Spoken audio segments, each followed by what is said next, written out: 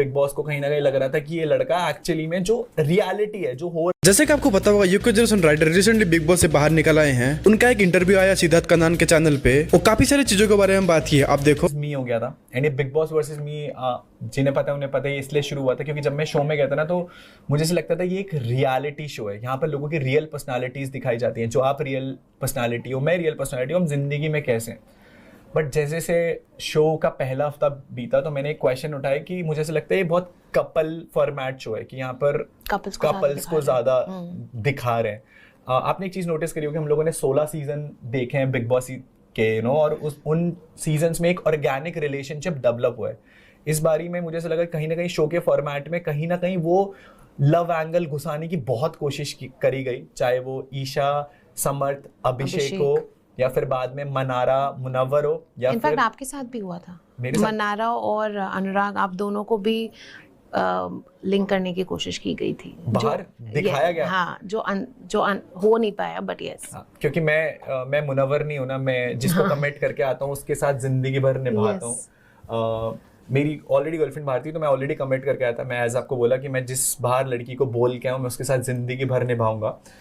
Coming back to the point, ये love angle मुझे starting से डे 1 से पता था और मैंने एक स्टेटमेंट दी थी कि क्या ये कपल शो का फॉर्मेट है। और ये बिग बॉस, मैंने जिस हिसाब से लोगों से सुना है कि भाई बिग बॉस एक बहुत अलग प्लेटफॉर्म का शो है। नो, जब आप देखते हो big boss, it's on the like top of the hierarchy, इस शो में कुछ अलग बात है।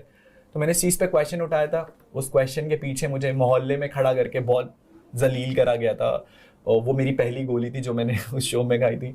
तो अगर एक रियलिटी में जो आपको फील होता है आप बोल देते हो। मेरे अंदर मुझे लगता है सबसे बड़ी गलती और सबसे बड़ा पॉजिटिव पॉइंट ये है कि मुझे ना जो फील होता है मैं वो चीज़ बोल देता हूँ स्पॉन्टेनियसली कि भाई ये चीज़ गलत है, ये तो गलत हो रहा है हमारे साथ, और मैं वो चीज़ का स्टैंड लिया।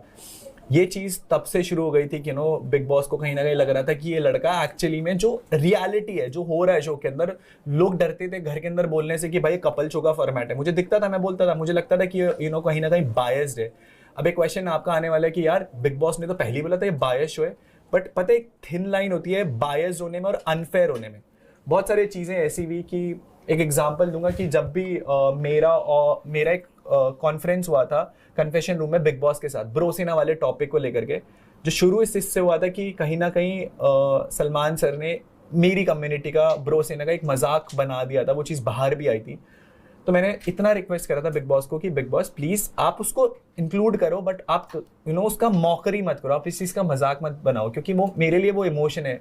मेरे लिए ये शो इम्पोर्टेंट इसलिए नहीं था क्योंकि मेरे को अनुराग से बाबू भैया ब्रोसेना ने बनाकर पहुंचाया था वहां तक। मैं उस शो से बड़ा नहीं बना था।